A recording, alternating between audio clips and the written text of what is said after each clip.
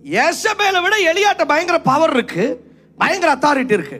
ஆனா இந்த பொம்பளை ஒரே ஒரு வார்த்தை, நாளைக்கு இதே நேரத்தில் நான் உன்னை கொன்றுவேன் அப்படிங்கிறா. அவ்வளவுதான். தீர்க்கதரிசி ஐயாவே பயந்து போயிட்டார். பேசிக்கா அடிப்படையில இன்றைக்கு அநேக கிறிஸ்தவர்களை பிசாசு எப்படி அட்டாக் பண்ணிட்டு இருக்கான்னு இப்படித்தான். எப்படின்னா அவங்க மைண்ட் அட்டாக் பண்றான். எலியா மேல இன்னும் கைய வைக்கல, ஒரே வார்த்தை கேள்விப்பட்டது, ஐயா ரொம்ப சோர்ந்து போயிட்டார். செத்தா போதா ஆண்டவரே, நான் அவ்வளவு பெரிய ஆள்லாம் கிடையாது, என்னுடைய முற்பிதாக்களை பார்க்கல, நான் பெரியவன் இல்லை, நான் செத்தா போதுங்கிறார்.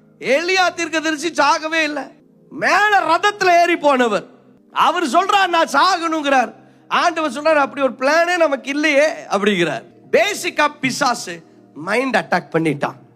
So now you understand the devil has no authority to do anything to you except he tries to attack your mind through his lies.